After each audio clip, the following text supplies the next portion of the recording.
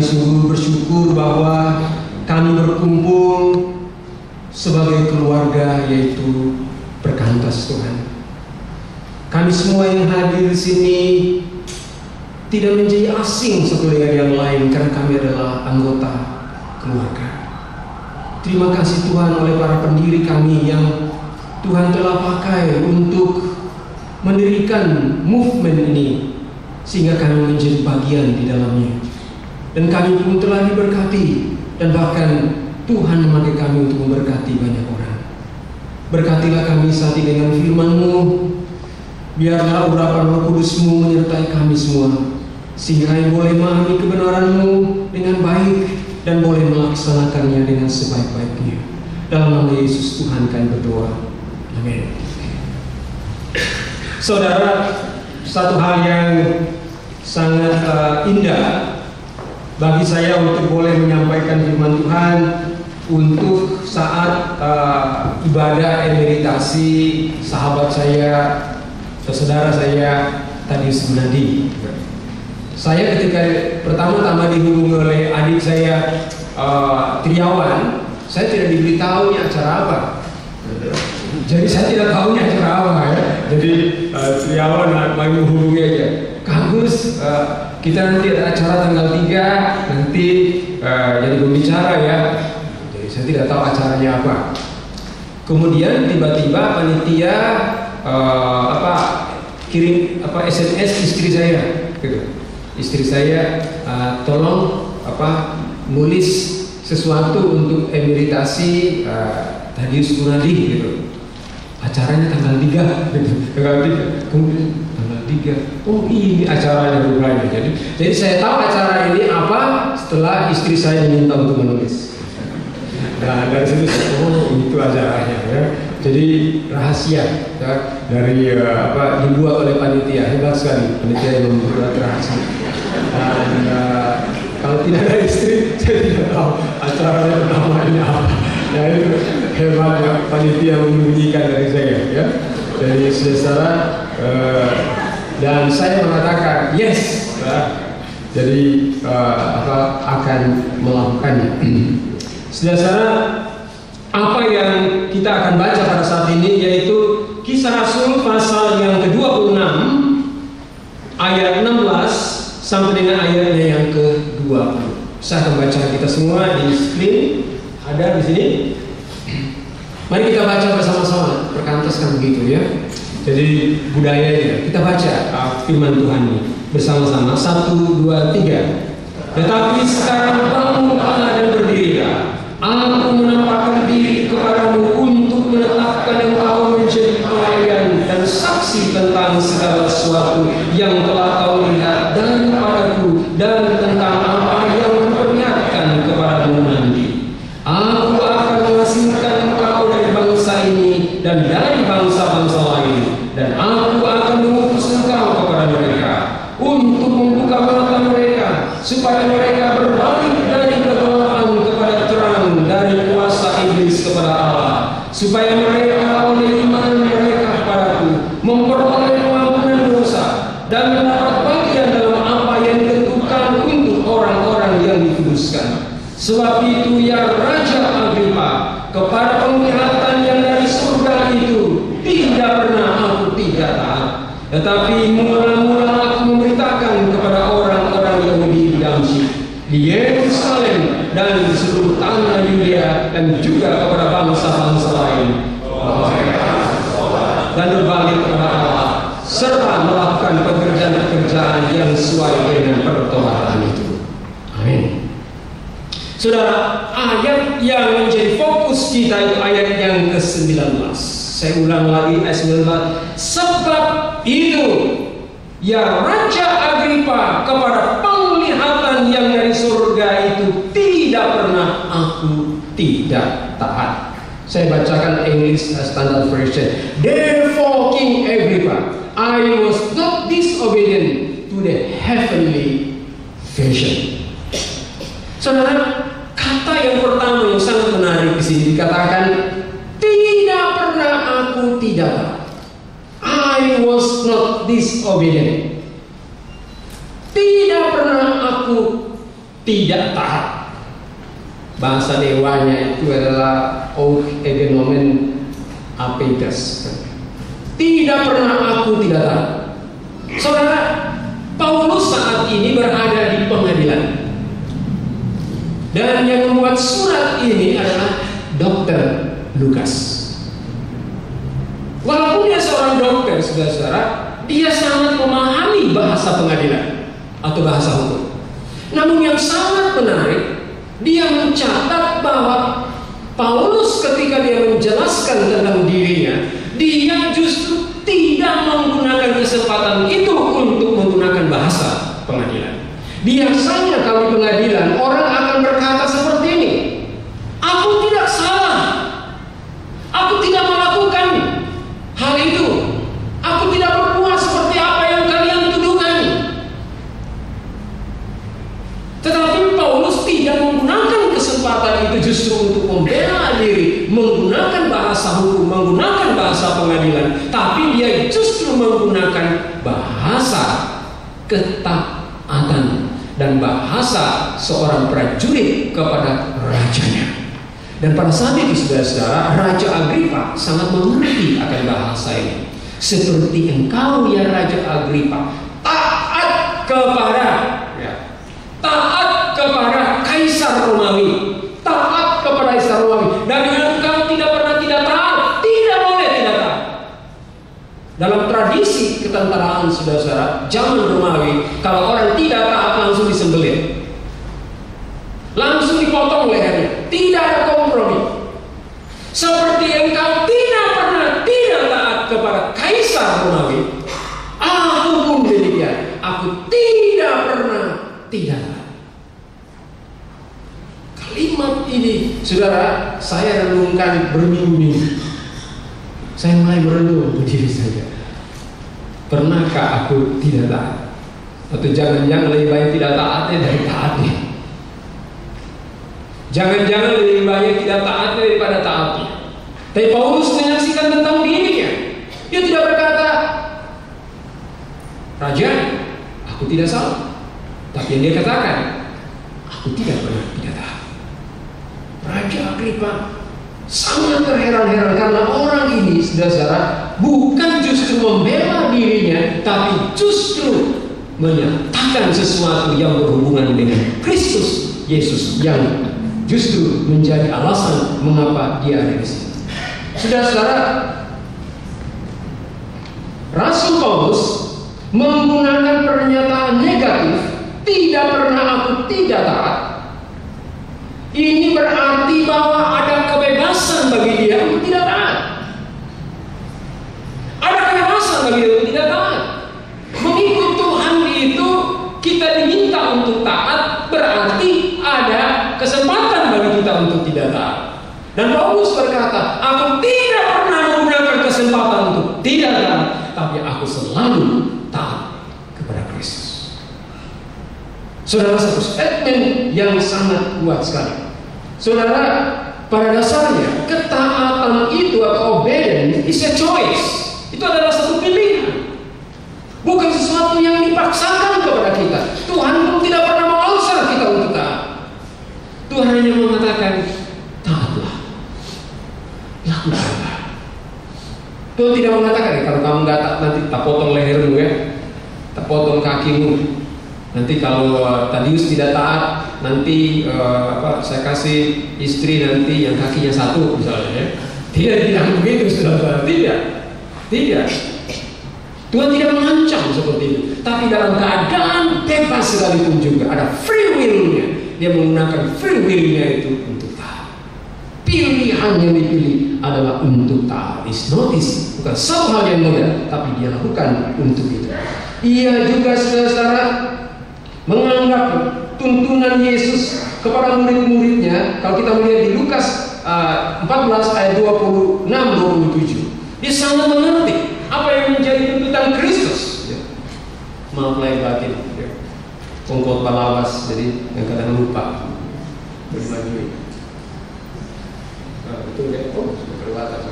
Tidak apa-apa nanti. Saudara, dia mengerti akan tuntutan Kristus.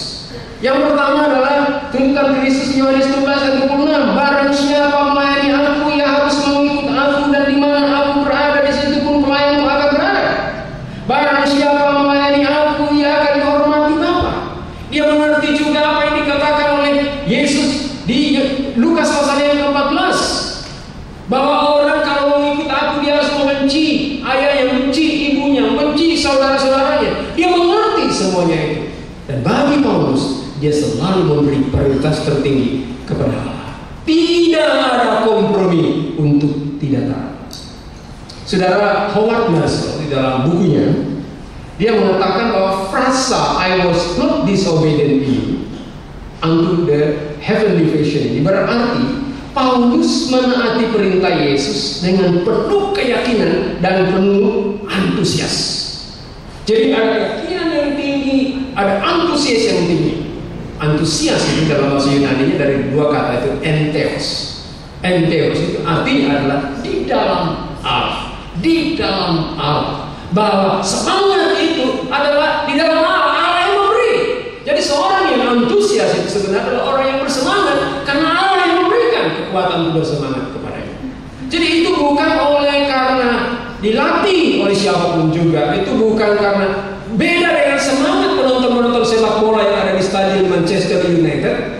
Beda, saudara. Di situ glory, sedikit tadi glory haleluya, glory Manchester United. Ya.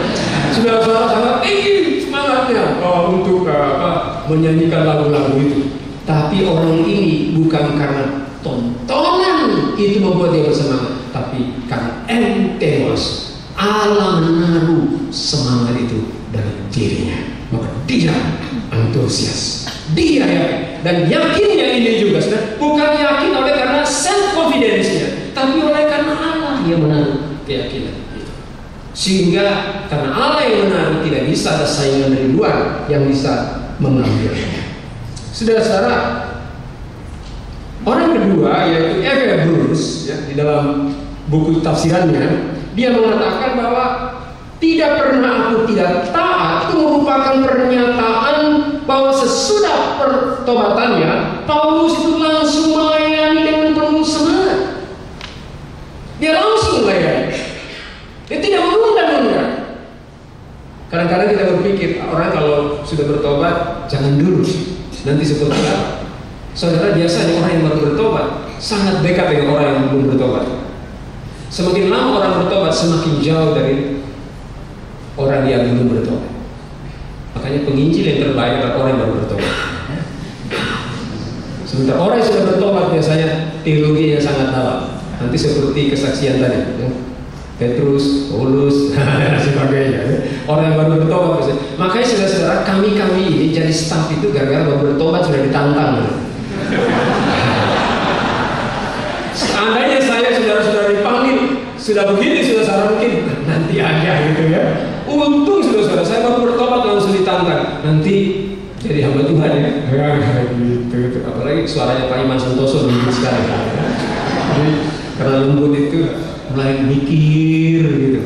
Tapi kalau sudah lama pertobatan saudara-saudara, pasti alasan saya banyak. Karena itu saudara lihat kesaksian tadi Sugunadi itu Bang Tadius itu dia lebih tua dari saya ya. Saya lebih muda, rambut saya baru bertumbuh ya. Kemudian dari belakang saya kan masih muda ya. Karena itu saya lebih muda, masih bertumbuh rambut saya ya. Kemudian sudah panjang rambutnya. Saudara Anda lihat bahwa sesungguhnya dia baru bertobat, sudah ada panggilan itu. Tidak menunda sesuatu. John Stott, saudara, dalam buku tafsirannya, dia mengatakan bahwa tidak pernah aku tidak taat adalah pernyataan bahwa sejak pertemuan dengan Yesus, maka bagi Paulus hanya ada satu Tuhannya. Hanya ada satu Tuhanku, yaitu Yesus Kristus. No other God. Hanya Yesus Kristus. Itu loyal hanya tunggal kepada Kristus. Loyalitas tunggal ini menurut John Stott, itulah yang membuat fokus pelayanan Paulus itu sangat kuat sekali. Sangat gigih dia. Dia tidak pernah bercabang ke kiri dan ke kanan dan lain sebagainya. Karena dia fokus hanya kepada satu. taat hanya kepada satu pribadi. Kalau yang lain bilang apa, maaf lahir batin. Tapi kalau kepada Yesus, apapun juga Yesus mengatakan, mau disembelih, mau diapapun juga, jalan dia. Mono loyalitas. Menurut John Stott, inilah loyalitas yang paling hebat di dalam perjanjian baru, yang ditunjukkan dengan kata-kata ini, tidak pernah aku tidak taat. Mengapa saudara Paulus begitu? Karena dia telah dimiliki oleh Kristus Yesus. Wah, lagu yang dulu paling terkenal kami suka nyanyikan itu adalah Galatia 2:19b 20. Adapun hidupku ini bukannya aku lagi. Betul ya? Masih hafal kali ya? Bang Ruli pasti hafal ya? Karena dia pintar musik. Kalau buat band di Perkantas itu ada Ruli, ada Tadius, mereka bisa bentuk band. Jago gitu ya. Kalau saya dulu tertawa aja fals, jadi nggak bisa gitu. Kalau dia kan penyanyi dan suaranya bagus ya. Saudara, mengapa? Karena dia itu sudah dimiliki oleh Kristus, begitu yakin. Kristus yang memiliki aku, bukannya aku lagi, melainkan Kristus yang hidup di dalam aku. Dan saudara-saudara, karena Kristus hidup di dalam aku, maka tidak ada orang lain yang memerintah aku dan menguasai aku, dan tidak ada orang lain yang boleh menuntut ketaatanku lebih tinggi dibandingkan dengan Kristus Yesus. Makanya dia sebenarnya mau berkata kepada Raja Agripa, Raja, maaf lahir batin, aku hanya taat kepada Kristus. Anda mau sembelih pun saya, ketaatanku tidak akan berubah. Dia tidak membela dirinya, dia membuat terkagum-kagum sang raja. Wow, saya berpikir saya adalah orang yang loyal ke kaisar lagi. Tapi ada orang yang lebih loyal lagi, tidak pernah. Kepada siapa? Kepada Kristus Yesus. Saudara, yang poin yang kedua adalah tentang ini yang judul dalam buku ini, yaitu the heavenly vision atau visi Allah, penglihatan dari surga atau the heavenly vision. Saudara-saudara, Paulus mempunyai banyak pengalaman tentang visi surgawi. Begitu banyak pengalamannya, tapi yang dimaksudkan oleh dia di sini itu bukan penglihatan yang lain, tapi adalah penglihatan ketika Yesus menemui dia dalam perjalanannya ketika menuju ke Damaskus untuk menyiksa bahkan membunuh pengikut Kristus. Itulah penglihatan yang dimaksudkan oleh Paulus di sini. Rasul Paulus ingin menekankan bahwa yang memberi visi atau penglihatan itu adalah putra Allah sendiri.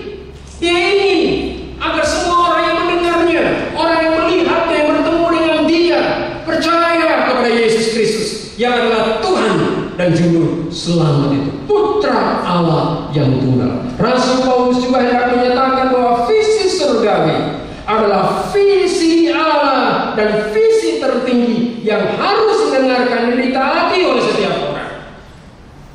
Karena dia merupakan visi tertinggi, dia berasal dari Allah yang maha tinggi. Jangankan saya, menurut Paulus, engkau juga, hai Raja Agripa, engkau harus mendengarkannya.